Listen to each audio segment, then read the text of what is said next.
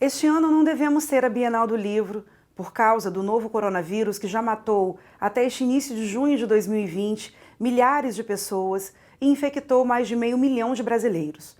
Para satisfazer os que apreciam a literatura, decidimos reproduzir uma série de palestras de artistas da palavra deste país, proferidas na maior e melhor Bienal que foi realizada em Campos. Sem dúvida, o melhor presidente da Fundação Cultural Jornalista Oswaldo Lima foi o jornalista e professor Avelino Ferreira, que ficou no cargo por apenas 2 anos. Entre as dezenas de projetos desenvolvidos, destacamos a criação, juntamente com a atriz, professora e dramaturga Maria Helena Gomes, o curso livre de teatro e, como marco, a 6ª Bienal do Livro, realizada na Praça do Santíssimo Salvador, a maior e melhor Bienal até hoje realizada em Campos, que contou com mais de 200 mil visitantes. Laura, participando aqui da 6ª Bienal, pode perceber, você acabou de chegar, mas está lotada. Muitos adolescentes na expectativa desse bate-papo com você. A expectativa é bem grande da garotada. Que bom, né? Falar sobre sexualidade num espaço como esse, aberto para uma garotada, é muito importante para a gente poder crescer com uma formação aí, com uma educação sexual mais saudável, mais prazerosa e mais focada aí no bem-estar da pessoa como um todo. Você vai conversar claramente com a sua plateia? Responder todas as dúvidas, igualzinho eu faço no Altas Horas e nas palestras que eu dou por aí. Tudo que o pessoal perguntar, a gente vai responder. E como que você vê a sua participação, um tema como esse, sendo debatido numa Bienal, especialmente essa Bienal que este ano tem uma novidade, está montada aqui, que é a principal praça da cidade, centro, aberta ao público o tempo todo?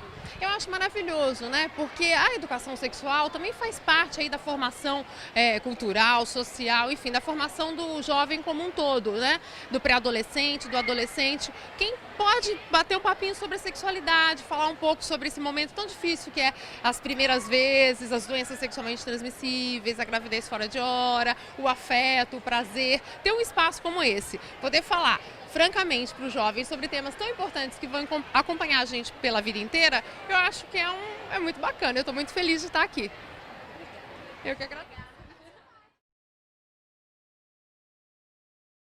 Márcia, como é falar de filosofia num tema tão aberto, tão comentado hoje em dia, né? Cheio de dúvidas, uma garotada, muitos adolescentes, como você pode ver, a Bienal está lotada, ou seja, vai unir um pouquinho da filosofia ao amor, à sexualidade? Eu acho que falar de filosofia com a garotada é a coisa mais deliciosa e é a coisa mais fácil, porque os jovens e as crianças, eles são muito mais abertos do que os adultos, eles são muito mais curiosos, são muito mais animados, não tem medo dos raciocínios, não tem medo de buscar uma discussão, de enfrentar uma diferença de opinião. Então eu acho um momento assim super bacana. E aí fazer uma abordagem assim também filosófica sobre a sexualidade tem a ver com desmistificar essa conversa de sexo, né? Então a gente vai falar muito sobre sexo, porque sexo parece uma coisa fascinante, monstruosa e na verdade é apenas um dado da vida. Então a gente vai, acho que, tentar desmontar assim essa cara de monstro, sabe? Esse negócio feio, assustador, impressionante, incrível que é o sexo. Sexo não é um deus, né? Sexo é só um fato. E como é discutir esse tema numa Bienal como essa em Campos, aberta ao público, está montada no centro da cidade, isso aqui é uma praça aberta, foi toda mudada por causa disso. Olha, eu fiquei mega animada quando eu vi, fui chegando assim, vendo essa movimentação toda. Eu acho que as festas de livro, as bienais, as feiras de livro, elas têm que acontecer onde as pessoas estão vivendo. Então é muito melhor quando a coisa acontece dentro da cidade, porque realmente as pessoas têm acesso, porque o objetivo é que haja acesso, é que as pessoas se encontrem e percebam que o livro é uma mídia muito boa, muito antiga, uma mídia muito importante, porque é o nosso principal veículo de informação e de comunicação e de uma experiência muito rica. A experiência com aquilo que as pessoas ao longo da história fizeram de melhor, que é deixar ali no livro as suas grandes experiências. Então, eu acho maravilhoso que as cidades hoje em dia promovam essas festas. Fiquei super feliz de saber que aqui em Campos já é a 6ª Bienal, eu nunca tinha vindo antes, então estou super feliz de participar. Acho empolgante. E várias escolas, como você pode ver, dando uma voltinha daqui a pouquinho, você vai ver que tem muitas escolas particulares, escolas públicas, universidades, enfim, todas que se inscreveram especialmente para o evento de vocês. E é uma expectativa legal, né? Ah, muito bacana, porque o que a gente quer é conversar com as pessoas. O que você faz, se você pensar só no caso da filosofia, o que faz a filosofia, qual é o dever, assim, digamos, a tarefa de um filósofo? É conversar com as pessoas. Então eu quero mais conversar com as pessoas.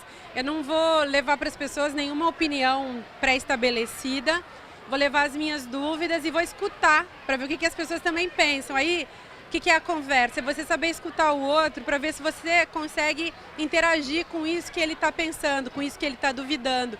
E filosofia é experiência de pensamento. E sexo é uma experiência corporal. Aí a gente vai tentar cruzar a experiência de pensamento com a experiência corporal. Vamos ver o que rola.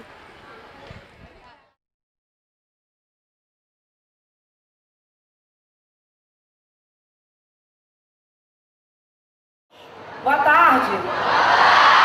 Agora melhorou um pouquinho, né? Só um pouquinho. Então, a Laura Miller, ela já está chegando, tá? Para aquele bate-papo legal com vocês, para quem assiste, né, o programa do Serginho Grossman, sabe que é super legal o bate-papo que ela faz lá, né? E aí é o seguinte, eu quero pedir a colaboração de vocês para algumas coisas, tá? Já que só tem adolescente aqui, gente legal, de cabeça legal, é o seguinte, eu gostaria de pedir encarecidamente para que vocês desliguem os celulares ou coloquem os celulares para vibrar, ao invés de tocar aquelas musiquinhas que a gente gosta, né, de colocar. Gostaria também de pedir para que vocês evitem de atender ao celular durante o bate-papo, porque é uma coisa desagradável, a pessoa está falando e a outra atendeu o telefone. E também gostaria de pedir para que vocês não saiam em grupo, principalmente a galera que está aí em grupos de escola, tá? Porque quando sai um monte de gente de uma vez, parece um desprestígio com a pessoa que está dando a palestra. Vocês concordam comigo? Hein? Então vamos combinar assim, tá legal? Vamos procurar sair só no final mesmo, tá bom? Lembrando a vocês que no final da palestra, a saída é por aquela porta ali, tá? Não é por onde vocês entraram. É à direita de quem sai, tá? Aqui, ó, a porta da direita. As perguntas, tá, que vocês vão fazer para Laura vão ser feitas por escrito. Então vai ter aqui, ó, Neuzinha, levanta a mão, Neuzinha, com papel. Eliana, eu também posso estar com papel na mão, com caneta, para dar para vocês escreverem as perguntas que eu vou passar para o mediador que vai estar aqui, tá? E aí ele vai selecionar as perguntas e vai passar as perguntas para Laura. Ok? Alguma dúvida? Hein? Gente, ó, tá o ó. Alguma dúvida? Bem melhor. Então agora vamos aguardar um pouquinho que ela já está chegando, tá ok? Boa tarde, pessoal. É um prazer, em nome da Bienal do Livro, da organização, a gente agradece a presença de todos. A gente está aqui hoje com duas experts em filosofia e em sexualidade.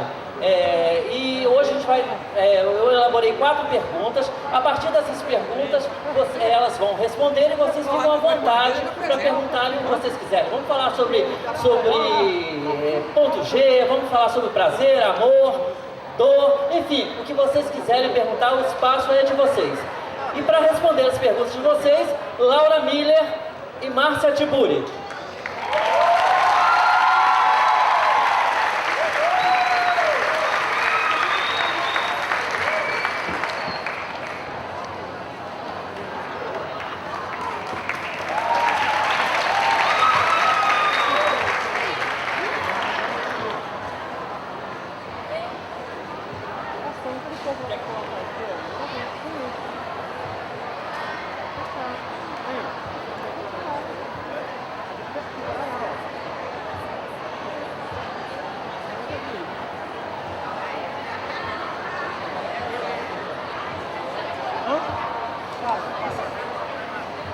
Pois é, gente, enquanto vocês se acomodam, eu vou ler um breve resumo do currículo de cada uma, que é muito grande, a gente vai resumir, porque é muita coisa.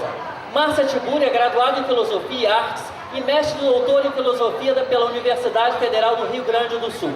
Tem inúmeros livros publicados e hoje ela está lançando a Filosofia Brincante, além de diálogo e desenho. É professora do programa de pós-graduação em Arte, Educação e História da Cultura da Universidade Mackenzie, colunista da revista Cult e atuou no programa Saia Justa do canal GNT. A jornalista, psicóloga e pós-graduada em Educação Sexual, Laura Miller, faz parte da Sociedade Brasileira de Estudos em Sexualidade Humana e é professora de pós-graduação da entidade. Tem um currículo extenso, também escreveu livros como 500 Perguntas sobre Sexo, Altos Papos sobre Sexo dos 12 aos 80 anos e 500 Perguntas sobre Sexo do Adolescente, além de dar palestras por todo o país. Acostumada a tratar de temas mais picantes, com bastante desenvoltura, Laura nunca perde o rebolado, nem mesmo quando recebe cantadas da plateia, já que lida com jovens e adolescentes.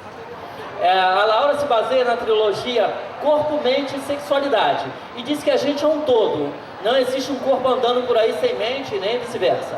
E ainda que sexualidade faz parte da vida das pessoas, tudo está interligado. Para a Laura, com essa visão é possível aprender muitas coisas. Uma das principais é o que ocorre no corpo pode interferir na mente e vice-versa. E por aí vai, mas eu não vou me estender mais porque elas que vão explicar tudo isso para vocês. Eu queria começar com a Márcia, porque Márcia deu uma entrevista muito interessante há pouco tempo e até que serve, né, de exemplo aí para as pessoas que estão na mesma situação sobre casamento. Márcia, conta um pouquinho pra gente sobre essa entrevista pra gente depois começar nas perguntas. O Frânio aqui, que é o nosso mediador, ele está comentando o dia que eu contei para um repórter como que eu tinha perdido minha virgindade, na verdade. E vocês sabem, gente, que a minha mãe, engraçado falar isso, Laura, você vai gostar dessa história. Conta. A minha mãe ficou sabendo como que eu perdi minha virgindade. Olha que agora eu já tenho 40 anos e eu perdi a tal da virgindade aos 18. Eu não perdi a minha virgindade, eu tirei a minha virgindade. Quando eu era garota, a minha vida, dessa coisa de conversar sobre sexo era muito difícil. E por isso que eu tô falando, a minha mãe ficou sabendo como que eu perdi a tal da virgindade, entre aspas, por meio dessa entrevista. Aí eu contei que eu morava no interior, eu morava numa cidade chamada Vacaria, fui numa festa, escolhi um menino que era estrangeiro, que eu nunca mais ia ver, e eu fui com ele para a casa de um amigo e lá a gente transou, foi muito ruim, e eu voltei para casa me sentindo finalmente livre daquela chateação que era aquele negócio chamado virgindade. Claro que eu vivia num contexto moralista, a minha mãe nem pronunciava a palavra sexo, até hoje ela, se tiver que pronunciar ainda, é uma coisa que choca, e por mais que para mim isso não fosse uma coisa importante, e não fosse assim, eu não acho que isso foi estruturante da minha personalidade, mas ao mesmo tempo, eu acho que isso demonstrou um modo de ser, que é o meu modo de ser, que é enfim, eu acho que eu sou uma pessoa que prefiro ir para o enfrentamento do que simplesmente deixar as coisas acontecerem. E então, você leu essa entrevista, foi isso que eu contei. Depois eu casei muito nova, e casei muito nova porque eu queria ficar estudando, né, gente? A melhor coisa que você tem para fazer, se você é um CDF radical como eu era e sou até hoje, é você casar, porque aí você não tem mais que se ocupar com essa questão emocional, afetiva, sexual e tal. Então, eu realmente casei e fiquei 10 anos casada sem nem entender o que estava se passando. E, na verdade, isso que eu queria colocar como questão para mim em relação à temática sexo, para mim, sexo nunca foi uma coisa importante. E até hoje eu acho que as pessoas dão uma relevância muito enorme, muito essencial para o sexo, e eu acho que sexo não é essencial no sentido de ser algo que vai ser constitutivo da minha pessoa, ou seja, sexo é um fato, as pessoas fazem sexo, se elas quiserem, se elas não quiserem também não fazem, mas não é o meu sexo e os meus atos sexuais que vão dizer quem eu sou. O que eu sou, sim, vai definir o que eu vou fazer também com o meu sexo. Mas não é a via é, eu sou e aí tem um sexo. E não, tem um sexo e daí eu sou. Entenderam? Mais ou menos. Muito a gente bacana. vai discutir mais. A primeira pergunta, vamos começar falando de sensibilidade. Podemos dizer que alguém que não tem sensibilidade é uma pessoa fria. Eu queria discutir o tema filosoficamente e sexualmente. Pode começar. Vamos lá. Boa tarde primeiro, né? Obrigada por todo mundo estar aqui. Tá todo mundo com as carinhas, né? Olhando aqui pra gente. Vamos lá. Essa aqui é pessoa fria, né? Então vou amarrar um pouquinho com o que a Márcia falou, né? Sobre o sexo, né? Qual é o significado, o sentido do sexo na vida da gente. Para cada pessoa o sexo vai ter um sentido, né? E sexo é um dos aspectos da vida, assim como vários outros, né? A gente pode exercitar vários outros aspectos. A gente pode trabalhar, pode estudar, pode ser filho, pode ser pai, pode ser mãe, pode ser tudo ao mesmo tempo e pode também fazer sexo, se quiser. Quem não quiser fazer, não precisa fazer. E o que é essa pessoa fria, né? Como em tudo na nossa vida, a gente tem muito preconceito com uma série de coisas, né? E talvez aquela pessoa que não goste de sexo, não se excite com isso, não sinta desejo, em algum momento aí na nossa história, a gente resolveu falar que isso está errado, né? Em algum momento aí mais recente, que está errado não sentir desejo, que essa pessoa é fria, né? É fria na cama, ou não tem orgasmo, ou enfim, não se excita com isso. Isso seria a pessoa fria sexualmente. É aquela que não está afim de sexo, não tem tanto pique assim. Agora, isso é errado, é certo, se a gente for pensar desse jeito? Não, não é. Porque às vezes a gente fica se perguntando, eu não faço sexo todos os dias, ou eu não quero fazer. As pessoas mais velhas, os casais que estão há muito tempo juntos, falam, a gente não tem toda aquela frequência, tem alguma coisa de errado? Não, não tem. A gente esfriou, vai de cada um. E falando aqui para essa galera jovem, qual que é a faixa etária aqui, só para eu conhecer um pouquinho? Quem que tá até os 14 anos, levanta a mão. De 15 até 20. Tá. De 21 a 30. Tem mais, vai subir, mais de 30. Bom, a galera aqui tá mais na faixa dos 14 até os 20, né? O que é nessa faixa etária? Eu não sei se nessa idade dá pra gente ser frio sexualmente, né? É um momento de empurrão hormonal. Com 12 anos, na faixa dos 11 ou 12 anos, o nosso corpo dá um sinalzinho que algo vai acontecer. Qual que é esse sinalzinho? Para as meninas é a menstruação, né? Então, por volta dos 11, as meninas têm esse sinal que algo vai mudar, que ela vai ser mocinha e que toda uma história sexual vai se dar início não aos 11 anos, né? Mais pra frente, quando estiver mais amadurecida. Mas os seios vão crescer, o bumbum vai mudar todo o corpo e tem um empurrão hormonal para começar a viver a sexualidade. E nos meninos, qual é esse sinalzinho? Alguém sabe? Todo mundo tem mais de 11 anos aqui. Nos meninos, o paralelo da menstruação é a primeira ejaculação. A menstruação significa que os genitais femininos amadureceram e essa menina já vai liberar um óvulo, já pode engravidar. Para os meninos, a primeira ejaculação é sinal que os genitais deles amadureceram e que ele também já vai poder ejacular, liberar espermatozoides e já pode engravidar. Não que isso deva acontecer, mas o corpo já está tendo esse empurrão hormonal. E essa primeira ejaculação, em geral, acontece à noite, é a poluição noturna, e o menino acorda lá com uma coisinha melecada, molhada, né? Fez xixi? Não, não é. Foi essa primeira ejaculação que é espontânea, não significa necessariamente que teve um sonho erótico, alguma coisa, mas em linhas gerais o que aconteceu é que o saco estava cheio, estava na hora de jogar esse esperma para fora e aí vai começar toda a história sexual. E ela vai começar quente, não vai começar nada de frio, né? A gente vai querer viver as experiências, às vezes a fila vai andar muito, vai querer beijar muito, fazer tudo muito, mas é um momento de pensar, se olhar e cada um fazer do seu jeito, né? No seu momento mais amadurecido para ir vivendo cada coisa da sexualidade. Falei um monte.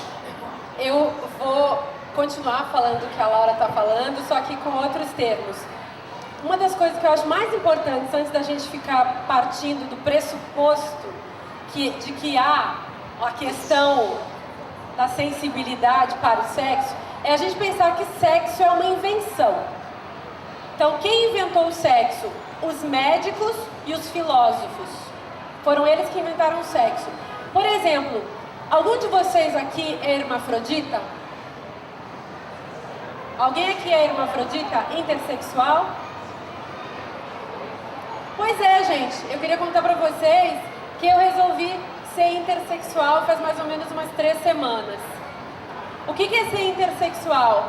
Eu descobri, estudando muito, que a definição de homem e de mulher é uma definição binária, é uma definição que parte de uma identidade que constrói um homem e constrói uma mulher, e que no meio do homem e da mulher tem mais um tanto de sexualidades que a gente não consegue dizer nem é homem nem é mulher. Então quem inventou que existe homem e mulher foram os filósofos e os médicos, que andaram sempre na história da questão sexual, andaram sempre juntos, assim, construindo textos, teorias e práticas relacionadas ao sexo das pessoas que não eram filósofas e nem médicas. Então, eu acho bem legal a gente pensar nisso. Isso que a Laura está falando sobre a sensibilidade, que foi a pergunta do Frânio, tem a ver com o estado de ser de cada um. Não existe um padrão para praticar sexo e nem para definir-se sexualmente, senão esses padrões que são inventados por ideologias que querem dominar os corpos das outras pessoas. Então, assim, eu acho legal a gente ter uma atitude em relação ao nosso sexo, que é uma atitude de liberdade e que é uma atitude de eu faço o que eu quero e pra mim meu sexo é esse, tanto faz e você não tem nada a ver com isso. Então, eu acho muito importante falar disso hoje em dia, porque nós somos muito vítimas dos meios de comunicação de massa, nós somos muito vítimas da televisão, do jornal, das revistas, nós somos vítimas da religião, nós somos vítimas, enfim, do Estado, nós somos vítimas da sociedade moralista, que fica sempre fazendo um discurso sobre sexo que não tem nada a ver com as nossas experiências, e muito menos com os nossos desejos.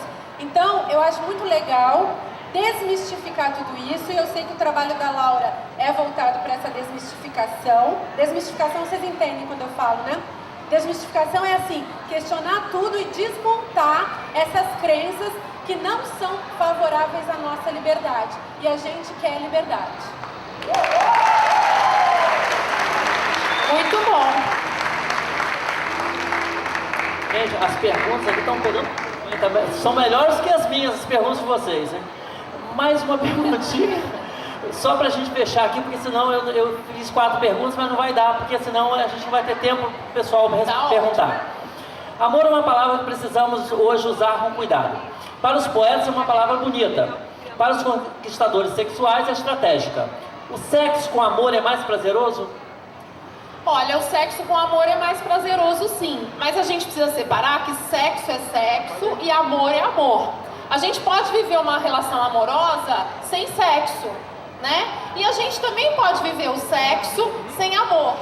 Então, com amor, com paixão, pode ficar muito mais gostoso. Mas não quer dizer que a gente tenha necessariamente que sempre que está amando tenha que transar e sempre que está transando tenha que amar. São coisas diferentes. A gente pode viver os dois juntos ou não, né? Mais uma vez a liberdade que a Márcia trouxe, né? Não tem uma regra. A gente vive, isso vai alternando ao longo da vida. Em algum momento a gente vai estar só a fim de sexo. Em algum momento a gente vai estar só a fim de amor. Em algum momento esse casamento aí vai acontecer e vai ser muito mais gostoso. Mas a gente tem essa liberdade de viver o que aparece aí na vida e o que a gente quer, o que a gente escolhe, com respeito aos nossos sentimentos, aos sentimentos da outra pessoa, ao nosso jeito de ser, com respeito à individualidade de cada um, aí sim é muito mais gostoso. E isso que é um negócio bem bom mesmo. O que é amor? Amor é o respeito que a gente tem pelo outro. Quem é o outro? É a pessoa que não sou eu. É a pessoa que eu não conheço, que eu não determino, que eu tenho que aprender a reconhecer que é diferente de mim. Então, quando eu amo alguém, eu tenho que amar o outro nessa alteridade. Essa palavra também é uma palavra bem forte, assim. A alteridade é esse outro radical. Eu converso com ele, encontro com ele, eu posso até casar com ele, mas ele não pertence a mim e eu não posso dominá-lo.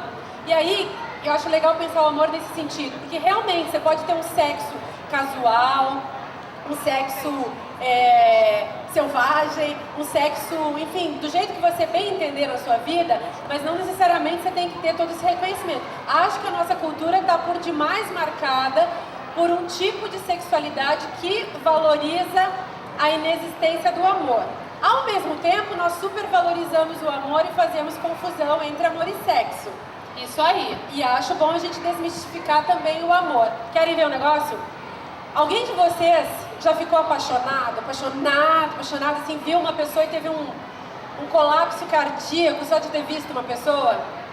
Pode ser pura tesão, né? Pode ser só tesão, pode ser só tesão. Só que aí, a gente é tão marcado por uma ideologia e por uma discursividade e pelo que os outros vivem falando e pelo que vão nos ensinando, que a gente acha que isso é mais do que tesão. E aí, a gente começa a dizer pra pessoa, eu te amo, eu te amo, eu te amo. E você não ama coisa nenhuma. Às vezes não ama nada, às vezes é só um desejo de estar junto, né? Que é muito intenso, mas não é esse amor que a Márcia tá falando. Pois é, então a gente às vezes confunde as coisas. E confundindo as coisas, a vida pode ficar meio infeliz. Com certeza. E aí você pode chegar pra pessoa e achar, que nem aquele negócio que eu ando chamando de complexo de Pequeno Príncipe.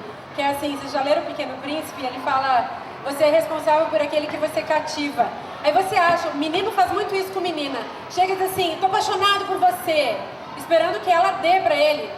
Aí depois que ela dá o sexo, né? Eu tô usando termos bem coloquiais porque é isso mesmo. Aí se ela dá, aí ele acha que ele é dono dela. Que agora ela vai ter que dar sempre. E a menina, que não é livre como menino ainda, na nossa cultura ainda não é, mas já tá ficando graças a Deus, ou graças a elas mesmas, o que é muito melhor. As meninas estão aprendendo a se libertar disso. Mas rola muito isso do menino vir com eu acho que o discurso amoroso, ele é uma espécie de tacape contemporâneo. Você taca pra cima da menina, lança em cima dela pra capturá-la e depois obriga essa menina a ser responsável pelo sentimento que você tem. E eu acho que isso é uma grande armadilha, sabe, Laura? Você acha? Eu acho que é uma super armadilha mesmo. E isso de você vai lá e dá, né? Vai lá e faz uma vez. E ter a obrigatoriedade de fazer sempre. Ah, então porque é meu namorado eu tenho que transar assim. Ou entrando na parte de sexo, né? Recebo muitas dúvidas aí por e-mail, por um monte de lugar, das meninas perguntando, meu namorado quer fazer sexo anal. Eu tenho que fazer? Eu sou obrigada a fazer? Eu não gosto. Meu namorado quer transar, mas eu sou virgem. Eu tenho que transar? E tem o contrário também. Tem os meninos também. Eu nunca transei, eu sou virgem, eu tenho 19 anos. Todo mundo fala que eu tenho que transar. Eu tô velho pra isso? Não necessariamente, né, gente? Essa história de ter aí um tacape na mão e ficar batendo no outro ou em si mesmo, né? Falando, eu tenho que fazer isso, eu tenho que fazer aquilo.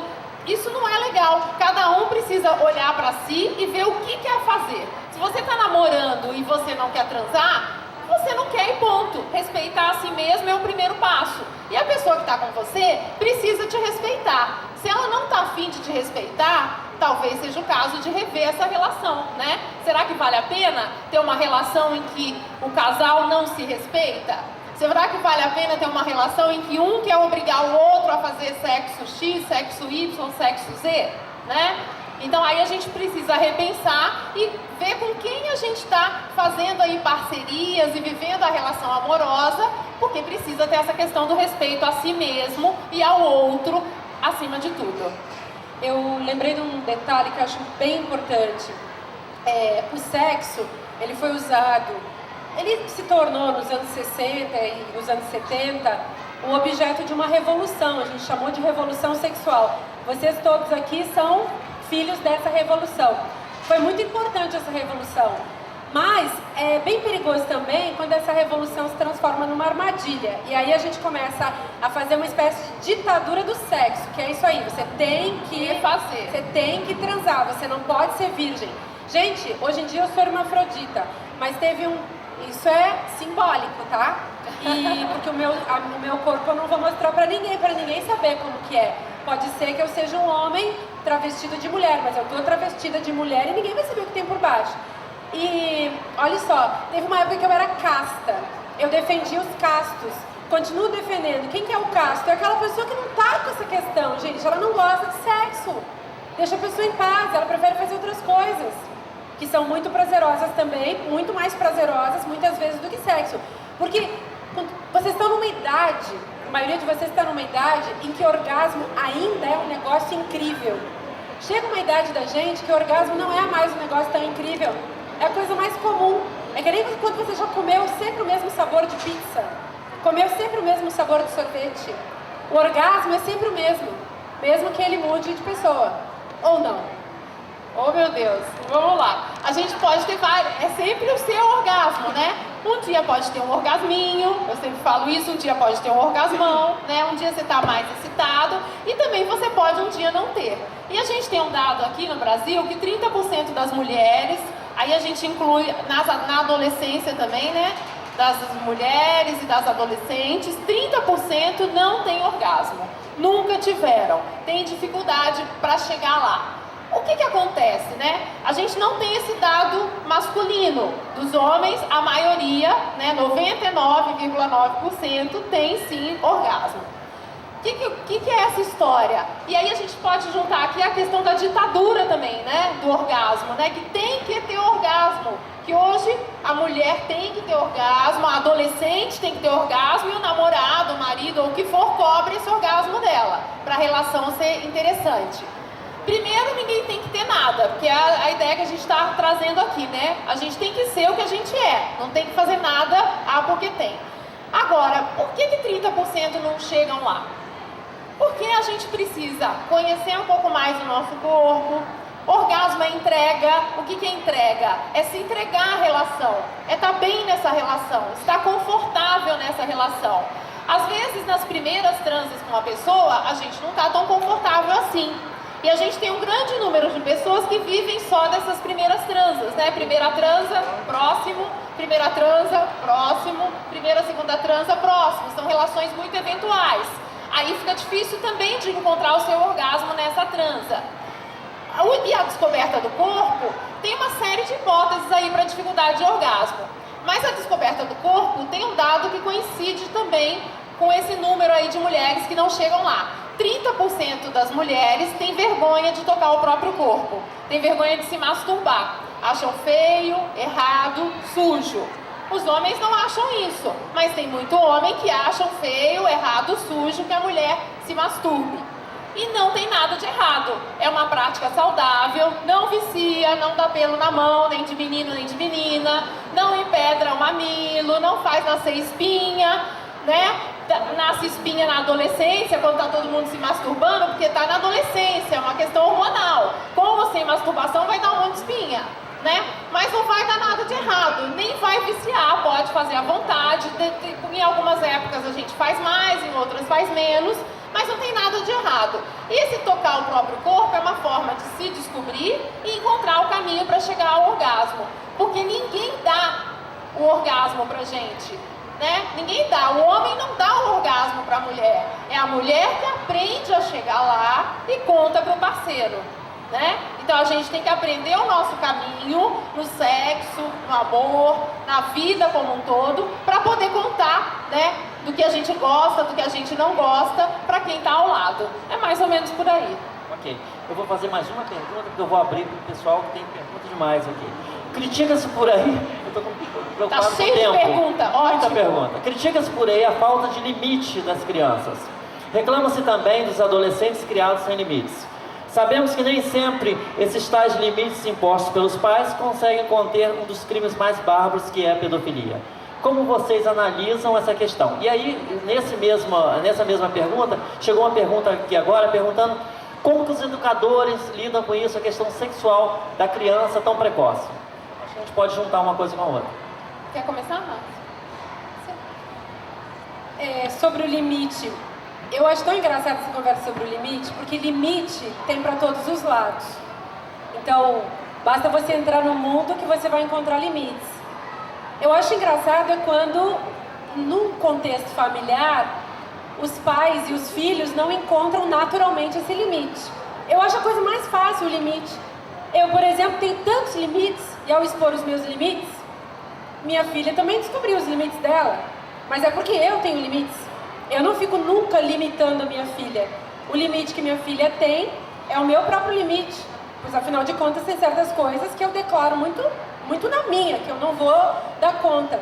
Então, eu acho que o erro é a gente tentar organizar esse limite, impondo um limite aos jovens, aos adolescentes e às crianças, sendo que nós mesmos, adultos, não temos limites na nossa vida. E é claro que se eu tenho uma vida que reconhece limites, o que são esses limites? São minha necessidade de repente de trabalhar, meu tempo que precisa se organizar, o meu projeto de vida, o meu projeto profissional que tem que contemplar também as questões familiares, ou seja, eu não posso ser um sem limite no trabalho e nesse sentido, se eu me tornar um sem limite no trabalho, eu vou me tornar também um sem limite na minha vida familiar, talvez porque eu deixe de ter inclusive vida familiar. Então, isso que o povo vem chamando de limite, eu chamaria assim de falta de noção do próprio processo de convivência com seres humanos na base de uma vida de respeito. Se você respeitar o seu colega de trabalho, o que significa respeitar? Significa você expor para ele também por onde você pode andar e como que você está se colocando ali naquele lugar. Se eu vou trabalhar agora com a Laura, eu tenho que dizer para a Laura, olha, eu tenho muito sono de manhã, eu não consigo acordar de manhã e eu não vou dar conta dessa parte. Posso trabalhar com você? Você vai suportar que eu não chego antes do meio-dia? Ela pode dizer para mim, não dá. Você não pode rever isso? Aí eu vou dizer, não posso. Aí ela vai dizer, então não vai dar certo. Ou então ela vai dizer, não me importo. Ou então eu vou dizer, bom, mas como eu quero muito trabalhar com você, então eu vou rever isso na minha vida. Mas a coisa tem que ser assim, conversada, repensada. E isso as pessoas não fazem. Você conhece alguém que consegue conversar direito sobre essas coisas? É muito difícil, mas esse diálogo, né? Aqui foi um diálogo do limite que a Márcia estava falando, né? Cada um vai vendo como que dá para dar uma flexibilidade nos seus limites, mas não é deixar de ter, né? Tem que ter esses limites. E aproveitando o gancho do limite, vou chegar na pedofilia. Pedofilia é uma falta de limite, né? No sexo, vamos falar então dessa área que é bem dolorida. No sexo, a gente pode fazer o que a gente sentir vontade, né? A gente veio falando aqui que a gente pode fazer o que sentir vontade, o que tiver mais confortável, etc, etc.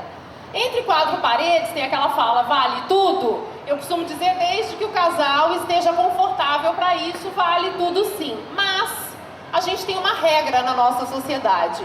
Pedofilia é crime, né? É uma regra aí maior do que só ser um crime, né? Mas vamos por esse caminho. Pedofilia é crime. O que é a pedofilia? É o adulto ter brincadeiras e fazer coisas sexuais com a criança ou com o adolescente, né? É crime. Não pode. Por que não pode? Porque isso vai fazer mal para o desenvolvimento psicológico, social, psíquico, para o desenvolvimento emocional dessa criança e desse adolescente. Mas aí chega o adulto e fala assim, mas a menina, ela tem só 12 anos, mas parece uma mulher, ela é enorme, ela estava toda se mostrando. O que o educador, o que eu respondo? A menina pode ter 12, pode ter 15, pode ter quantos anos for, ela pode estar pelada na sua frente, adulto. Que você não pode fazer nada com ela, porque isso é pedofilia. Essa criança, esse pré-adolescente, esse adolescente que vocês são, estão num processo do desenvolvimento que não dá para ter gracinhas sexuais com adultos. Não é o momento. O que eu recomendo? Cada um na sua praia. Uma criancinha de 2 anos que vai lá, toda fofinha, e mexe, a menininha mexe no pintinho do menino, o menininho vai lá, mexe na menininha. Isso tá errado? Não. Os dois têm de 2 anos, estão numa mesma fase intelectual, mesma fase emocional, mesma fase de desenvolvimento. E aí é uma brincadeira de descoberta. 2 anos com 2 anos. Se 5 anos com 5 anos também pode. E por aí vai. Adolescente com adolescente também pode, né? Mas adolescente com criança grande também não pode. Cada um na sua praia. Adolescente pode sim ter iniciações sexuais com adolescente, mas adolescente não pode mexer com uma criança de 10 anos. Também seria pedofilia. Dá pra gente entender que tem a ver com amadurecimento? Tá dando pra entender isso, né? Uma criança de 2 anos tem o amadurecimento de uma criança de 2 anos, não de uma de 10. Se uma criança de 10 anos vai lá e cutuca nas partes sexuais, pênis, vagina, ânus, onde for, de uma criança de 2, não pode. Aí cabe aos pais, cabe ao adulto, chegar para essa criança de 10 e limitar, e enquadrar. Não pode. Isso não vai fazer bem nem para de 2, nem para de 10, que vai crescer com um conceito errado, com um significado errado da sexualidade. E quem já viveu alguma situação dessa em casa ou onde for, né? Essa é uma questão pantanosa, é uma questão delicada e não é culpa de vocês, tá? Se alguém já viveu um abuso, alguma questão sexual desse tipo em casa ou onde for, pensar que não é culpa de vocês, não é culpa da criança, não é culpa do pré-adolescente, não é culpa do adolescente. Adulto é quem ficou grande e o adulto é o errado. Por mais que a gente goste muito desse adulto, que esse adulto seja uma pessoa ali do círculo social, ou enfim, né, que esse adulto seja de casa, o adolescente, a criança não estão errados. Então não é culpa de quem foi a vítima dessa história. E o que a vítima dessa história deve fazer? O que a gente faz quando algo de errado está acontecendo com a gente? O que o bebê faz quando ele não quer mais leite? É um bebê, tá lá deitadinho e nem se mexe direito. O que ele faz? Cospe, esperneia, chora. Então, quando algo de errado está acontecendo com a gente, algo que é maior que a gente vai espernear, vai chorar, vai gritar, vai fazer um escândalo, vai buscar um adulto de confiança, que pode ser um adulto na escola, pode ser um adulto no posto de saúde, pode ser pode ser um adulto da onde for e vai espernear, vai falar não quero. Por quê? Porque a gente tem que sempre estar pensando no seguinte, meu corpo é só meu. Isso a gente fala, esse tipo de educação sexual a gente faz desde os pequenininhos e a gente deveria fazer na escola sempre, em casa, em todo lugar. É a sugestão dos parâmetros curriculares nacionais desde 97, que as escolas tenham como tema transversal no ensino a sexualidade, a partir dos 7 anos de idade, pelo menos. Mas não sei se é isso que acontece no Brasil todo. Mas o que a gente deveria falar desde pequenininho, para fechar essa história que é dolorida, é que a gente acreditar no seguinte, meu corpo é só meu, ninguém pode tocar, né? Então o seu corpo é só seu, ninguém pode tocar se você não quiser. Ninguém pode tocar, principalmente nessas áreas mais proibidas, nessas áreas sexuais. Pênis, vagina, ânus, seios, boca, enfiar coisa na boca de vocês, dedo, fazer gracinha. Ninguém pode fazer isso. Nem pai, nem mãe, nem tio, nem o que for, né? E aí a gente precisa aprender desde pequenininho a ter essa propriedade, esse cuidado com o nosso corpo, que é só nosso e é o único que a gente tem. E é o que a gente vai carregar aí para a vida inteira, da melhor forma possível. Esse tema é pantanoso, é delicado, mas é importante ser dito. Que bom que você fez essa pergunta, obrigada. Ok. Todas as perguntas estão vindo com beijinhos e abraços para as duas, tá? Com nome e tudo. Não dá para dizer o nome de todo mundo. A primeira pergunta é o seguinte, eu vou tentar, porque tem tanta pergunta que eu vou tentar juntar uma com a outra, para poder a gente não perder muito tempo. Vou tentar ser rápida. Seria bom. Como recuperar a libido aos 52 anos, se tem jeito? Porque para a mulher é mais difícil chegar ao orgasmo? O que é orgasmo? E gostaria de saber quantas vezes uma mulher chega ao orgasmo. Então vamos começar da última. Quantas vezes uma mulher chega ao orgasmo? Infinitas, né? A gente tem potencial aí para ter vários orgasmos durante a vida inteira. Se a pergunta é quantas vezes chega ao orgasmo numa transa, nosso corpo funciona assim, a gente chama resposta sexual, ciclo da resposta sexual. A gente sente desejo, se excita, entra na segunda fase, que é a excitação, tem um grande orgasmo, que é o pico dessa excitação, e depois entra numa fase de resolução, que é onde dá um relaxamento, uma vontade de dormir e tal. Esse ciclo pode acontecer rápido, várias vezes na noite, e aí a mulher vai ter desejo, excitação, orgasmo e uma paradinha. Desejo, excitação, orgasmo e uma paradinha. Ou vai acontecer uma vez só, depende do tempo em que se passou ali se excitando, se estimulando. Em geral, é um orgasmo só. A mulherada multiorgásmica, 10% da população só, nasce com a característica de não fazer esse ciclo assim. Tem pequenos orgasminhos ao longo da relação. E aí ela pode ter vários pequenininhos, mas ela não vai ter esse grandão no final. Estou falando do orgasmo, o que é? A definição é uma sensação de intenso prazer, seguida de um profundo relaxamento. O que é isso? É uma sensação de muito prazer e que a gente precisa aprender a descobrir que aquilo é um orgasmo. Às vezes a gente tem e não valoriza, não acha que não teve. É só esse pico de prazer. Dura só de 8 a 10 segundos, é bem rapidinho. Então a gente precisa ficar atento nisso, que é esse máximo de prazer seguido de um relaxamento.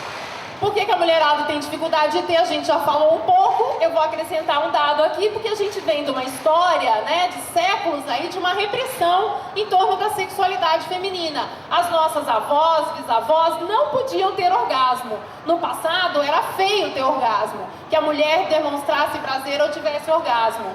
E aí a gente está caminhando e está aprendendo que pode sim sentir esse prazer. Só que a gente está indo desse ponto do que pode sim para um outro extremo, né? Que é um movimento que às vezes a gente faz como humanidade, sai de um ponto e vai lá para o outro. A gente está indo para um extremo de que tem que ter orgasmo. Saiu do pode para o tem, que é a tal da obrigatoriedade. E aí a gente precisa rever, porque se a gente fica com assim, tem o que, aí a gente não consegue ter. Essa também entra aí como uma das causas da dificuldade de chegar ao orgasmo. E eu não lembro o que mais que ele perguntou. Você fez tantas, era isso? Respondeu? Ok. Eu, era por aí. Dos 50 anos, ela tá lembrando. É possível, a libido aos 52 anos. Que pergunta é essa, gente? É possível a libido aos 52 anos? Fiquei curiosa agora, por quê? Passou dos 50, pendurou tudo, chuteira, libido, vai pra casa. Deita e espera a morte. Fica no caixão lá.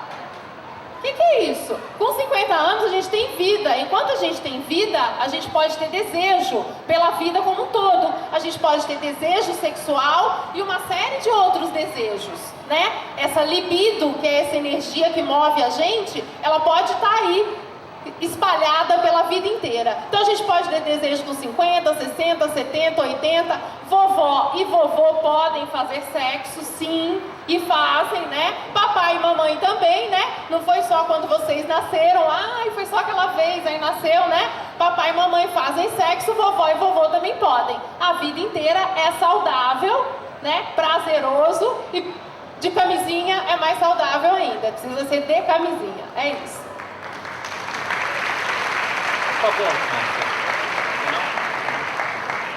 Pois é, a gente recebeu aqui algumas perguntas. Qual a explicação orgânica para os homens que são heterossexuais, mas não sentem interesse pelo prazer anal, chegando... Deixa eu ver. Qual a explicação orgânica para os homens que são heterossexuais, mas sentem interesse pelo prazer anal, chegando ao ponto de dizerem que se masturbam pensando em pênis e não em homem? Tem mais uma aqui. Não, peraí, vamos devagar. Devagar pro Andouro, que o santo é de barro. Vamos Essa lá. daí é importante, é cheia de informações. Mas posso falar uma coisa? Claro. Enquanto você está aí organizando as perguntas, tem uma coisa que eu fiquei pensando dessas colocações que você fez. Que é assim, sobre essa pessoa que deve estar falando dela mesma aos 52 anos, né? Gente, não tem problema nenhum também você perder a sua libido no sentido genital. Não Verdade. tem problema nenhum você não querer namorar com ninguém, transar com ninguém. E também não tem problema nenhum você não querer se masturbar. Fica à vontade. O termo eros, que é um termo antigo, que era usado na Grécia, é uma palavra que ficou para nós e é traduzida pelo termo desejo, que é o termo contemporâneo que a gente usa, né? Ele é relativo ao prazer de viver. Aí quando você pega assim, quem você é? Qual é a constelação que você é? Você é uma pessoa que tem vida profissional, amizades, família, sexo, tantos interesses. Você pode pegar assim, quantas estrelas são importantes para você pensar a constelação que você é? E pode ser que falte uma. Às vezes a gente não tem família, gente. Às vezes a gente não tem namorado. Às vezes a gente não tem dinheiro. Mas não é porque falta alguma coisa, inclusive às vezes falta o interesse nosso pelo sexo, que a nossa vida não precisa e não pode ser feliz.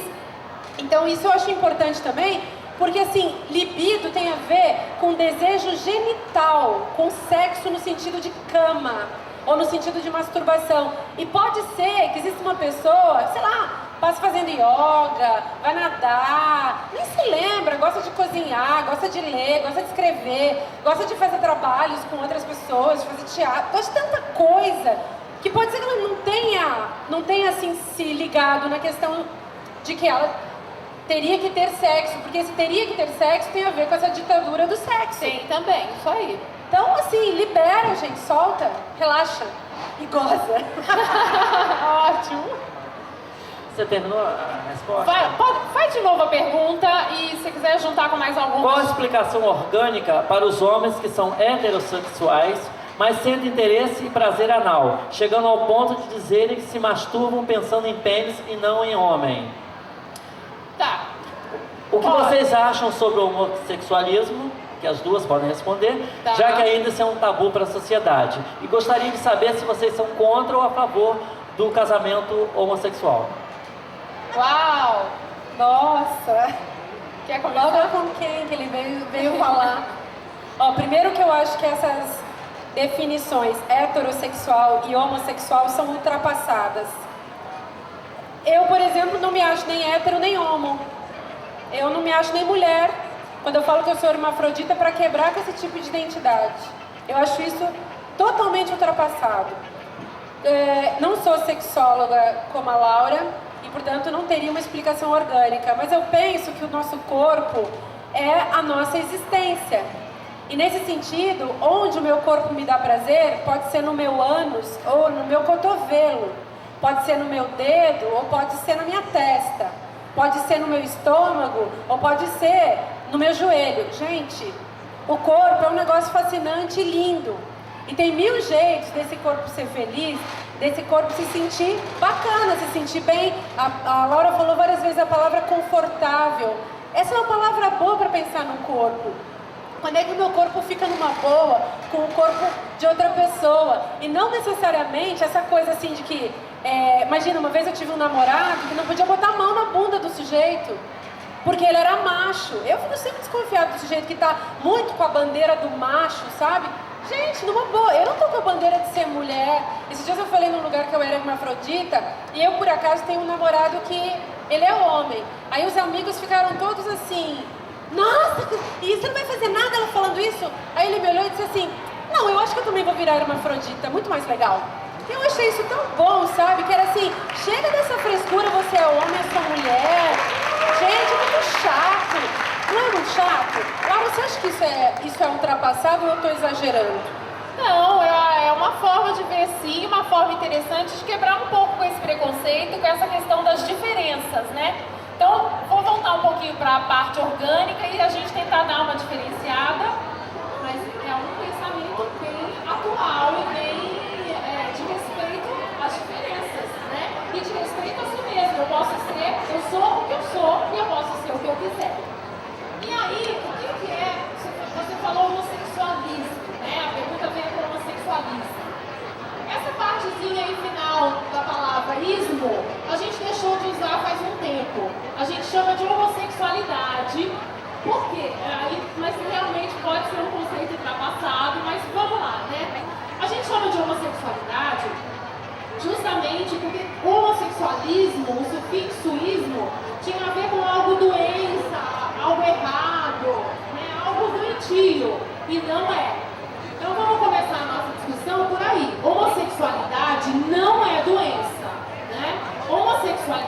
vontade é quando a pessoa sente desejo erótico por alguém do mesmo sexo.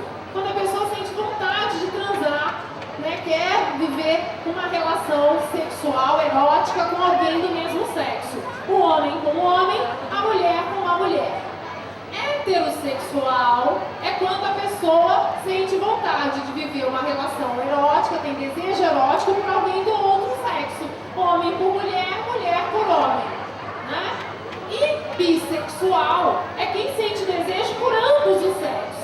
O homem que tem desejo por homem e por mulher, e o homem e a mulher que tem desejo por homem e por mulher. Em algum momento dessa definição eu falei doença? Não. Então não tem doença, então não tem nada de errado. Aí a gente começar a pensar que o diferente de nós, né? Então se a pessoa é hétero e a pessoa que é homossexual ou bissexual, muitas vezes o hétero aponta e critica porque é diferente de si mesmo, né? Só que a gente tem que pensar que nenhum ser humano é igual ao outro. Tem alguém aqui igualzinho ao outro, com o mesmo temperamento, a mesma cara, o mesmo jeito de ser, o mesmo tudo? Não tem. Gêmeos idênticos são iguaizinhos no temperamento, na personalidade? Não são. Cada ser humano é único. Então a gente já vive eternamente as diferenças, né? Sempre as diferenças. Então a gente precisa começar a respeitar o que é diferente de mim. Não quer dizer que está errado, é só diferente de mim. Por aí a gente começa a pensar na homossexualidade e aí eu vou chegar lá na parte orgânica, né? Ânus já é uma coisa tudo igual, né? O ânus do homem e o ânus da mulher é tudo igual, é um buraquinho ali cheio de terminações nervosas, né? Que algumas pessoas usam para fazer práticas anais. Sentem prazer com isso, porque sexo anal, toque, dedo, pênis, vibrador, o que for, enfiar ali dentro e gosta. Tem alguma coisa de errado nisso? Não, não tem, né? Cada um escolhe como sente prazer.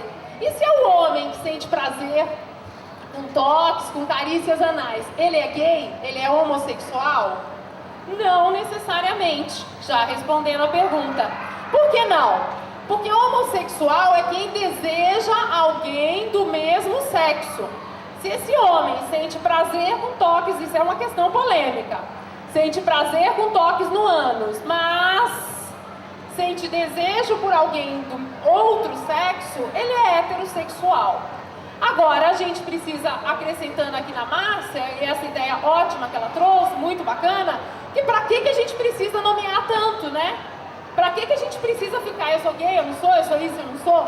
Vive, né, a sua vida, vive as suas experiências. Pra você saber, né, do que você gosta, você vai precisar viver um pouco. E às vezes a pessoa tem uma experiência ou outra na adolescência. Alô? E às vezes a pessoa tem uma experiência ou outra na adolescência ou numa fase que for, foi apenas uma experiência, não gostou, não quer continuar, ou gostou por um tempo e não quer mais, não quer dizer necessariamente que essa pessoa é isso ou aquilo. Então a gente pode viver o que a gente quiser, o que sentir vontade, e pode sentir prazer no dedão do pé, no ânus, na orelha e onde for. É mais ou menos por aí. E um detalhe que eu acho também bem importante é a gente parar de olhar para as pessoas e identificar as pessoas pelo sexo delas. Então, eu não gosto que me olhem como mulher. Por isso que eu vivo falando que eu estou travestida de mulher. Esses dias eu fui para uma... Esses dias não, dia 8 de março, Dia Internacional da Mulher, me chamaram para fazer uma palestra e eu fui vestida de mulher. Aí eu disse, gente, estou aqui travestida de mulher em homenagem ao Dia das Mulheres, que é bacana. É importante a gente dizer às vezes que a gente é mulher, quando é uma coisa que tem a ver com uma política, com feminismo. Mas fora disso, a gente não pode medir uma pessoa porque ela é mulher ou homem, ou gay, ou preto, ou branco, ou verde, ou pobre, ou rico. Essas identidades, elas não nos fazem bem e não promovem a nossa liberdade. E é óbvio, né, gente, que, detalhe muito importante, cada um casa com quem ele quiser, se o outro quiser. Então, o Estado, a igreja, a escola, os meios de comunicação, ninguém tem nada a ver com a vida individual de cada pessoa. E isso a gente tem que aprender a defender. Então, se as pessoas quiserem casar e elas são parecidas, e elas são idênticas na cor, ou no sexo, ou no jeito de se vestir, elas que casem e sejam felizes. Ninguém tem o direito de interferir nesse desejo que envolve a afetividade de dois seres humanos. Então, óbvio, né? Se eu quisesse casar, ou se eu quiser um dia casar com uma mulher, eu vou me consultar a mulher com quem eu quiser me casar, e não o Estado. Eu vou chegar, fulana quer casar comigo? Já pensou que graça eu ter que pedir para o Papa, ou para o Presidente da República, ou para o juiz? Pelo amor de Deus, né? Aí a gente está vivendo a vida de um jeito muito errado.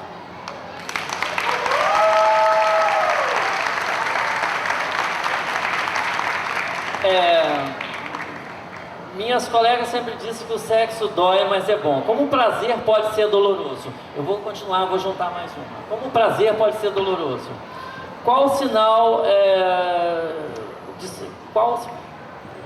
quando sai sangue, é verdade que a menina perde a virgindade?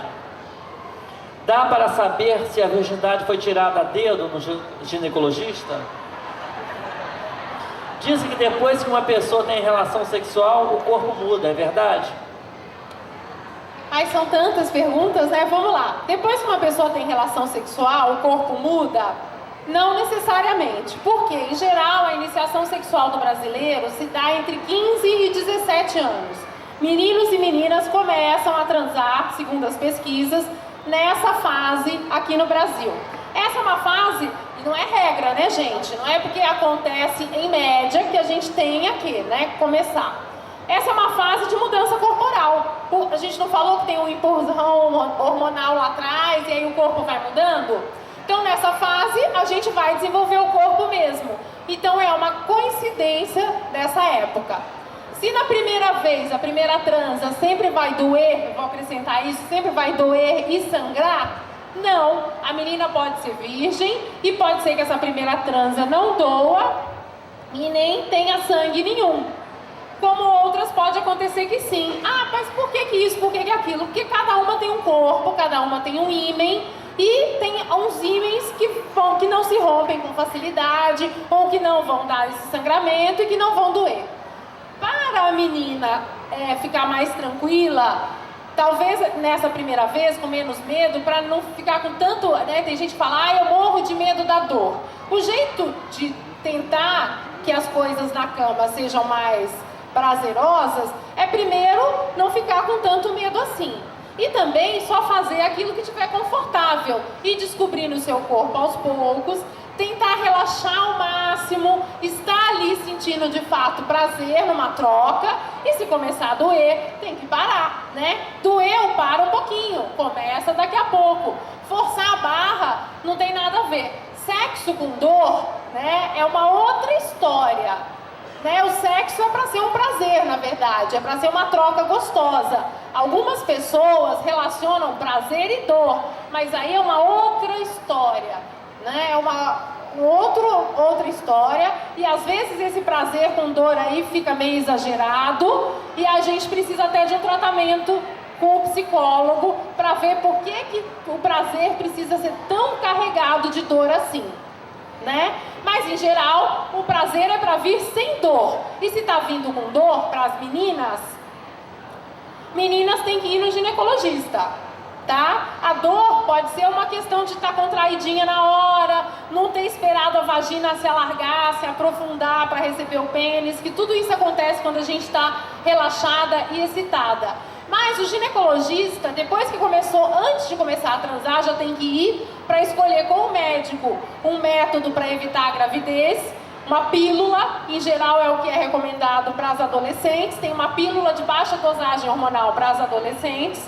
Tem que aprender também a usar a camisinha, usar a pílula mais a camisinha, é a dupla infalível para evitar a gravidez fora de hora e combater as doenças sexualmente transmissíveis. E nesse ginecologista também vai ver como é que estão os órgãos sexuais aí e se tem algum motivo orgânico, alguma causa física para essa dor. Se tiver tudo ok, se o ginecologista vai lá e fala, não tem nada de errado no seu corpo para estar doendo, aí a questão é psicológica. Aí a gente pode ver que é uma questão de aprender a relaxar nessa hora da transa e começa por a gente escolher uma pessoa especial para estar do lado, por a gente estar confortável naquilo ali e estar no tempo certo, né? Não tá fazendo nada porque alguém está pressionando, ou o grupo, enfim. A gente está realmente afim. É mais ou menos isso. Tinha mais alguma? Por aí. Muitas perguntas. Por aí. Márcia, levando em consideração a dialética sexo e amor, o que você pensa sobre os crimes passionais, como o caso da adolescente Eloá? Mais uma também. Certa vez você disse ser a favor das pichações como manifestação política e ideológica. Tal afirmação foi polêmica, pois pichação destrói propriedades e prédios públicos. Você tem a mesma opinião sobre práticas sexuais irresponsáveis, como sexo sem compromisso e sexo sem camisinha? Essa é uma pergunta, essa última pergunta é uma pergunta que contém uma falácia. A pessoa usa o argumento quanto ao meu pensamento sobre a questão da pichação, que é uma questão social seríssima, e julga que a pichação é uma irresponsabilidade sobre a qual eu sou a favor e que logo serei a favor também do sexo irresponsável. Isso é uma falácia, hein? Perigosa. É claro que eu não penso assim. Em primeiro lugar, eu não considero que a pichação seja a destruição da propriedade. Pura e simplesmente a destruição da propriedade pública ou privada. Eu sou a favor, sim, dos pichadores enquanto grupos excluídos de uma sociedade que define, por sua própria conta, a quem pertence o espaço de uma cidade. Quem faz pichação é da periferia e essas pessoas não têm a mesma propriedade privada que aquelas pessoas que inventaram que a pichação é uma coisa maldosa contra a propriedade privada. Se for por isso, eu sou contra a propriedade privada. E eu acho isso uma questão para a gente pensar. Quem é o dono da cidade? Então, eu vi, por exemplo, esses dias, enfim, ações patrocinadas de intervenção nas cidades, em grandes cidades do mundo todo, ações patrocinadas que não são condenadas quando grandes empresas patrocinam essas ações. E por que a galera da periferia não pode também fazer as suas ações expressivas na cidade? Porque uns vão dizer, mas isso é arte, aquilo não é arte. Desculpa, gente, a arte é um conceito também muito burguês e muito datado. Eu sou professora de estética e não tenho espaço agora para fazer uma grande exposição sobre isso, não é o nosso tema, mas eu não estou falando isso da boca para fora também, tá? Bom, eu acho muito mais interessante a gente discutir a questão desses crimes passionais que se tornam cada vez mais comuns nas cidades brasileiras e que envolvem a violência, enfim, contra a mulher, porque quando a gente fala em crime passional, na verdade são homens matando mulheres, sobretudo em função de um ciúme alucinado que esses meninos estão desenvolvendo na contemporaneidade, enfim, no contexto contemporâneo. E acho que esse caso foi um dos mais graves no Brasil, até porque teve uma intromissão dos meios de comunicação de massa, que foi uma intromissão antiética e canalha. Houve um uso espetacular dessa situação que não deveria ter chegado a esse nível que chegou, de transformação de uma tragédia em mercadoria. Isso foi muito grave.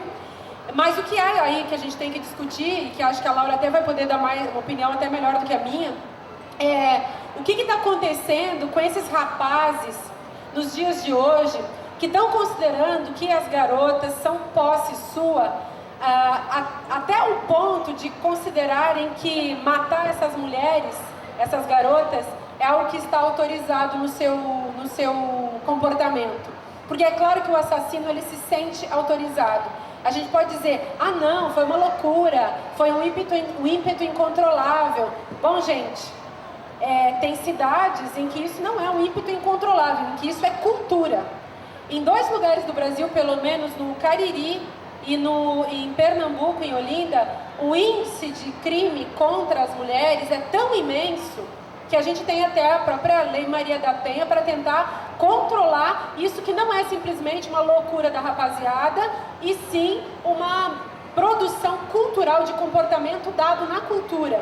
As mulheres são de tal modo desvalorizadas nessas culturas, elas são vistas como um pedaço mesmo de carne, elas são vistas como uma propriedade privada dos homens, que os homens acreditam que eles podem simplesmente tomar e matar na hora que eles bem entendem. Eles podem bater, eles podem espancar. Em níveis menos agressivos, eles podem controlar o modo como elas se vestem, com quem que elas falam, que amigos elas têm, com quem que elas andam.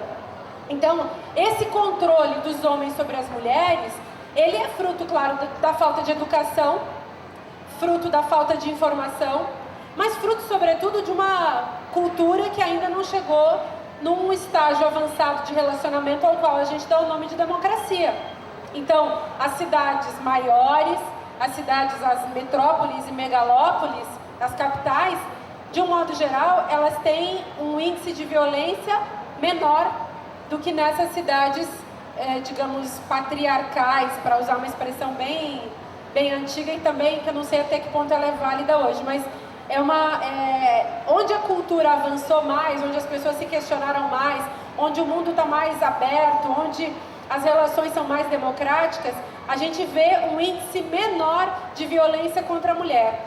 E é curioso que os rapazes jovens hoje sejam tão violentos e possessivos com as moças. Não sei se as moças são tão possessivas com os rapazes. Ok. Pode aplaudir, gente, pode aplaudir. Muito bom. A gente está falando aí de um poder, né? E que a gente é fruto ainda dessa história aí de séculos de repressão em cima do feminino. Né? A gente tem um feminino muito desvalorizado. O feminino, a mulher, e o feminino dentro da gente, né? Todo homem, toda mulher tem o feminino e o masculino dentro de si, se a gente for pensar emocionalmente falando, né? A gente tem características femininas, que são mais do acolhimento, do colo, do carinho. A gente tem características masculinas, que são mais da praticidade, do ir à luta, do trabalhar. Todo mundo tem isso dentro de si. Mas o feminino, a gente vive num mundo que o feminino ainda está muito sufocado e muito oprimido. Né? Que a gente vê aí colocar na prática esse feminino oprimido. Mas a gente pode ampliar essa história e pensar na gente o quanto a gente oprime esse feminino dentro da gente. Como assim? A gente vive num mundo hoje de muita cobrança. A gente está o tempo todo aqui no bate-papo falando de limite, de tem que ser assim, tem que ser assado, do estar confortável consigo mesmo. Mas o tempo todo fica na minha cabeça uma ideia de regras, né? De milhões de regras que a gente tem que fazer isso, tem que fazer aquilo, tem que fazer aquilo outro. Essa cobrança em excesso, né, é uma falta de colo que a gente não dá para si mesmo, né? De acolher o nosso jeito de ser, né? E isso, se a gente for pensar, é uma falta de se conectar aí com o nosso lado feminino, que todo mundo tem, não é porque é gay ou não é, né? Todo mundo tem. É uma falta da gente acolher um pouco os nossos sujeitos de ser, as nossas características, né? E acolher também o outro. A gente está num mundo de muita cobrança, de todo mundo. A gente está assim, o tempo todo assim, tem que fazer isso, tem que aquilo, dessas obrigatoriedades.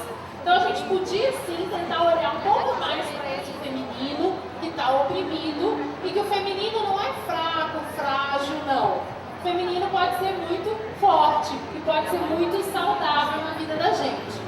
E tem um feminino aí também, não tem só características boas. A gente tem um feminino também que é manipulador, que é controlador. A gente tem aí polaridades. E a gente também está num mundo muito manipulador, né? A gente oprime as características boas do feminino e deixa aparecer toda essa manipulação, tudo isso tem que ser assim, tem que ser assado.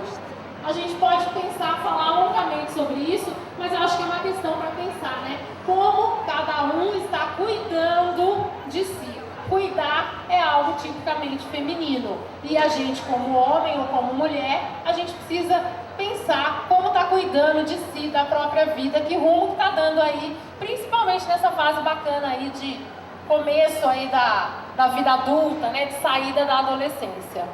Ok. A ejaculação é considerada precoce quando o homem demora quanto tempo para ejacular? E para quem tem, o que deve fazer?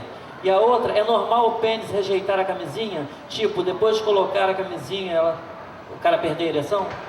Depois de colocar a camisinha e perder a ereção é uma coisa que acontece muito, né? As pessoas, aí tem muita gente que deixa de usar a camisinha. Não é que o pênis está rejeitando, é que está faltando um pouco de treino. A gente precisa treinar antes algumas coisas que a gente vai incluir na nossa vida sexual. Por exemplo, vestir a camisinha, que é um produto aí de fora da transa. A galera aqui em geral já nasceu numa era de AIDS, né? A AIDS chegou nos anos 80 aqui no Brasil. Então a gente vive numa era em que a gente tem que usar a camisinha em todas as transas, né? Eventuais ou parceria fixa, a gente precisa usar a camisinha sempre. É difícil aprender a usar a camisinha, porque você está ali na hora do vamos ver, do bem bom, você tem que dar uma paradinha e colocar. A hora certa de colocar a camisinha é assim que o pênis ficou ereto. Não dá para ficar no esfrega do pênis da vagina ou no sexo oral, todas essas coisas sem camisinha. Tem que colocar assim que o pênis estiver ereto, e a hora certa de tirar é assim que o homem teve essa ejaculação. Agora, na hora que o pênis ficou ereto, às vezes o rapaz ou o homem fica tenso por colocar a camisinha e aí perde a ereção. Por quê? Porque ao ficar tenso, o corpo dá uma descarga grande de adrenalina, né? A ansiedade, essa ansiedade do momento dá uma reação natural no corpo, e essa adrenalina vai influir no mecanismo da ereção. A ereção é um pênis cheio de sangue, né? Em linhas gerais. E esse ficar tenso vai fazer com que esse pênis não consiga manter esse sangue ali dentro para que tenha essa dureza, essa ereção. Qual que é a dica? É o que eu já falei, que é o treino. Então, meninos, homens, muito simples e prazeroso. Na hora da masturbação, aprende a vestir a camisinha. Faz lá um monte de masturbações, um monte de camisinhas, vai testando e vai aprendendo para aquilo ficar mais natural e mais fácil na hora da transa com a parceira. Eu já esqueci qual é a outra pergunta. Você me faz duas, eu esqueço da segunda. A outra é... Qual era a outra pergunta dele, gente? A ejaculação rápida ou precoce. Ejaculação precoce, isso aí. Por um tempo, a gente, né, os estudiosos aí nomeavam que a ejaculação precoce era aquela que acontecia em 1 ou 2 minutos, ou que tinha X movimentos, enfim. Hoje a gente vai estudando e vai mudando o jeito de lidar com isso. Hoje a gente chama de ejaculação rápida e é aquela que acontece, a gente não põe mais um tempo. A gente fala que é aquela que acontece muito rápido, muito rapidamente. Pra quem? Pro cara. Acontece sem controle nenhum. Ele mal começou a transar e puf, já ejaculou. Ou às vezes nem tirou a roupa, já ejaculou. Isso tem a ver com a ansiedade. Quanto mais ansioso esse homem, esse rapaz estiver, mais ele vai poder desenvolver aí uma ejaculação rápida ou precoce. Qual é o tratamento? O tratamento é com o psicólogo. Mas, na adolescência, a gente está ansioso por natureza. A gente é muito ansioso, está aprendendo agora, são as primeiras vezes. Então é natural ter ejaculação rápida ou precoce. Aí não precisa enlouquecer, pirar, ajoelhar no milho, se torturar, não precisa fazer nada disso. O negócio é tentar ir relaxando, vendo que está todo mundo no mesmo barco, está todo mundo aprendendo, que a gente paga mico mesmo no sexo, que isso acontece, e tentando ir relaxando, não ficar achando que é um bicho de 7 cabeças, e tentando ir lidar com a sua ansiedade. Quanto menor a ansiedade, mais fácil de controlar a ejaculação. Durante a masturbação, durante a masturbação, a gente também pode aprender a controlar esse tempo. O rapaz pode aprender a ver qual é o momento em que ele está perto de ejacular, e aí a dica é tentar, na hora da masturbação, ir percebendo, vendo como que ele faz para adiar um pouquinho. E é um conhecimento. Sexo, eu costumo dizer que é aprendizado. Ninguém nasce sabendo tudo sobre sexo, nem vai saber em algum momento. A gente vai aprendendo, é aprendizado e treino. Treino é a parte boa, né? A gente pode treinar bastante e aí as coisas vão melhorando.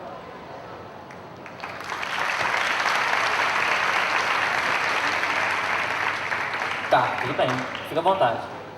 Eu pedi para dar um último recado. Eu estava pensando assim, que a coisa mais importante que tem nessas coisas de sexo, na vida do sexo, é assim, a gente falar muito sobre sexo, sem medo nenhum de falar sobre sexo, falar com quem a gente bem entender sobre sexo e não ter medo nunca de falar sobre sexo. E depois que a gente fala bastante sexo, ou enquanto a gente está falando bastante sexo, a gente usa a camisinha sempre. Camisinha, camisinha, camisinha, camisinha, e fala bastante sobre sexo. Maravilhoso. Isso aí. Gente, a gente queria ficar mais tempo, mas não vai dar, né, Laura, nem Márcia, né? Deixa ela só dar um tchau, que nem eu dei. Claro, a gente não terminou ainda. Bom, gente, eu quero agradecer essa galera corajosa de estar aqui, batendo esse papo sobre amor e sexo, né? Há tempos atrás a gente não tinha um bate-papo tão aberto, tão franco. Espero que a gente tenha podido, né, responder alguma coisa aí pra vocês, ajudar a pensar. E o que eu acho que é importante é cada um sair daqui pensando que tudo isso que a gente ouviu, ou tudo que a gente vai ouvindo ao longo da vida, que não tem uma regra única, tem que ser assim ou tem que ser assado. Cada um precisa ver o que quer fazer com a própria sexualidade e né, o que você quer e como você se sente confortável, esse é o melhor jeito pra você. É isso aí, quero agradecer muito, palmas pra nós. Obrigada pra todo mundo. Gente, a Márcia vai autografar os livros dela aqui fora e conta com a presença de vocês. E eu também. E tá a Laura também, é claro. As duas vão autografar. As duas. Tá? E aí vocês aproveitam bastante e vão perguntando coisas a ela por aí, tá bom? Um abraço pra todo mundo.